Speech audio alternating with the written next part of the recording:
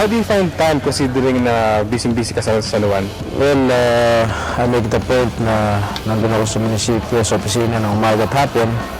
At pag mayroon naman problema sa gabi, nandun pa rin ako. Pero pag wala naman problema, ito, naglaro ng basketball.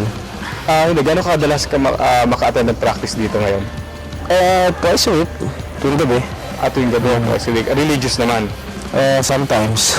But was there ever a time you played basketball with your dad?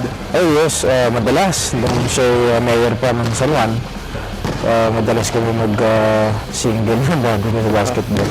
How good is he as a player? Oh, he's very good. Mabilis, maliksi. Ang kinikwento niya sa akin nun, talagang pati yung yumaong Edo Campo ay talo pa niya. At talagang magaling daw siya doon, gumawa doon. At mabilis.